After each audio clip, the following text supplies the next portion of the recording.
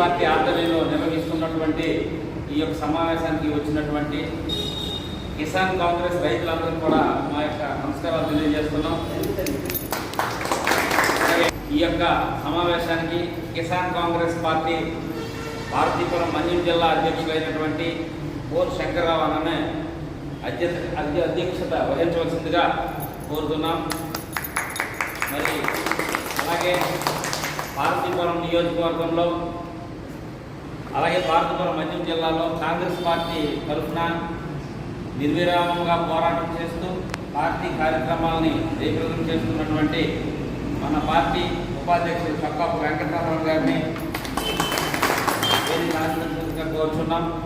మరి ఎన్ని పనులున్నా ఏ కష్టాల్లోనూ సమయం అంటే పార్టీకి నేనున్నానని భరోసా కల్పిస్తూ వాడవాడలా గ్రామాల్లో తిరుగుతూ తన వయసు రీత్యా కూడా పెద్దవారైనటువంటి ఈ మండల కాంగ్రెస్ పార్టీ అధ్యక్షులు మరి కేల గౌరీ శంకరరావు, అలాగే మరి పార్వతీపురం మన్యం జిల్లా గిరిజన సంఘాల్లో ముఖ్య నాయకులుగా వ్యవహరిస్తూ ఉత్తరాంధ్ర జేఏసీ సభ్యులుగాను అలాగే గిరిజన సంక్షేమ సభ్యుడిగా కాంగ్రెస్ పార్టీలో చేరి పేదల కోసం పోరాటం చేస్తున్నటువంటి పాలక రంజితాన్ని కూడా వేదిక వ్యక్తిగా మనకి సేవలు అందిస్తున్నారు. అయినా సరే మనం ఏదైనా కల్పించి చెప్పుకోవచ్చు, లేదా ఇంకోటి బూస్టప్ చేసి చెప్పుకోవచ్చు. కాంగ్రెస్ పార్టీ కోసం ఒకవేళ బూస్టప్ చేసి చెప్తే ఆ ఈడికి కొత్త అని చెప్తారు. ఏమండి, అవునా కాదు? ఇప్పుడు మాట్లాడుతున్నప్పుడు కాంగ్రెస్ అలాగే ఈ దేశం కోసం ప్రాణత్యాగం చేసినటువంటి స్వర్గీయ ఇందిరమ్మ, స్వర్గీయ రాజీవ్ గాంధీ, ఇలా వాళ్ళ వంశమంతా కూడా దేశం కోసం ప్రాణాలు అర్పించి ఈ పార్టీని బతికించి మనకి ఈ పార్టీని అందించడం జరిగింది. అలాగే ఈ దేశంలో మరి కాంగ్రెస్ 90వ ఆవిర్భావం పురస్కరించుకుని పార్వతీపురం మన్యం జిల్లా హెడ్ క్వార్టర్స్లో మనం ఈరోజు సమావేశాన్ని ఏర్పాటు చేసుకున్నాం. ఈ సందర్భంగా ఏఐసిసి పిలుపు మేరకు, పిసిసి పిలుపు మేరకు కిసాన్ కాంగ్రెస్ పార్టీ ఆధ్వర్యంలో సమావేశం నిర్వహించి మనం ఎవరైతే రైతులకు భరోసాగా నిలబడుతున్నామో ఆ రైతులందరినీ కూడా గౌరవించి సన్మానించి వారిని సత్కరించి రైతులకు ఉన్నటువంటి కష్టాలను తెలుసుకోమని ఈరోజు ఈ ఆవిర్భావ దినోత్సవం చేయమని పార్టీ మాకు ఆదేశించింది. ఆ రకంగా మేము చేస్తున్నాం. జిల్లా అధ్యక్షుడిగా మరి మోన్ గౌరీ శంకర్ అన్నను మన కిసాన్ కాంగ్రెస్ చైర్మన్, రాష్ట్ర కాంగ్రెస్ పార్టీ చైర్మన్ కామన ప్రభాకర్ రావు గారు ఆయన ఎన్నుకోవడం జరిగింది.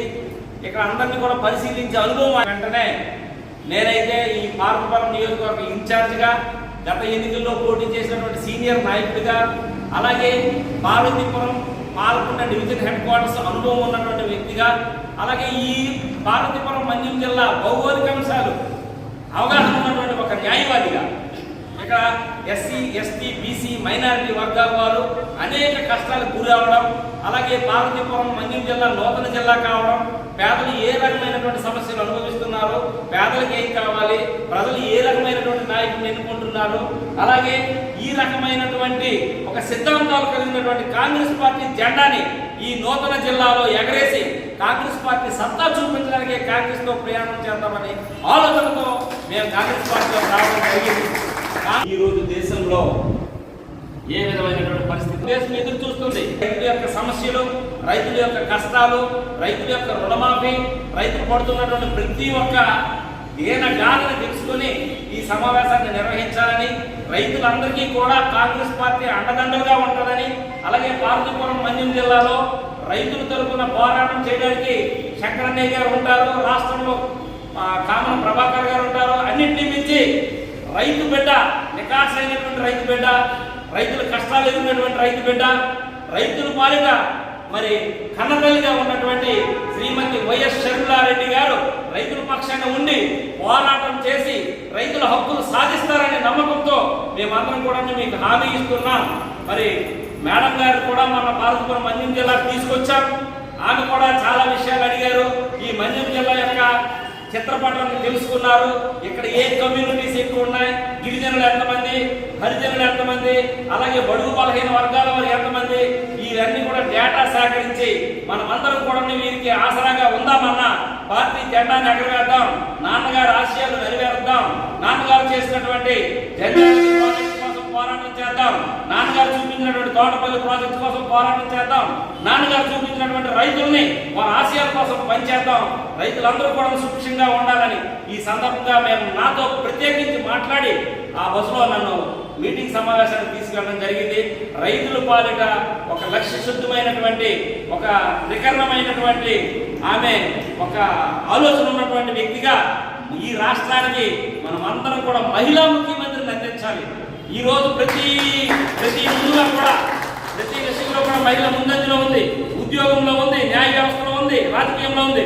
కానీ ఈ రోజు ఆంధ్ర రాష్ట్ర చరిత్రలో ఒక సువర్ణ అధ్యాయాన్ని మనం రచించాలి. ఈ రాష్ట్రానికి మహిళా ముఖ్యమంత్రిగా చేయవలసినటువంటి మన లక్ష్యాన్ని మనం చేరుకోవాలి. షర్మిలమ్మని మనం అందరం కూడా ముఖ్యమంత్రిగా చేయాలి. వాడల ఇంటికి పల్లెకి ప్రతి గ్రామానికి ప్రతి పంచాయతీకి ప్రతి ప్రాంతానికి షర్మిలమ్మే ముఖ్యమంత్రిని మనం చాట చెప్పాలి. మహిళల్ని మనం కూడగట్టాలి, యువతను కూడగట్టాలి, రైతులను కూడగట్టాలి. ఈ సందర్భంగా మనం ఏంటంటే వైఎస్ రాజశేఖర రెడ్డి ఆశయాలు నెరవేరాలి అంటే షర్మిలమ్మ గారిని ముఖ్యమంత్రి చేయవలసినటువంటి అవసరం ఉంది.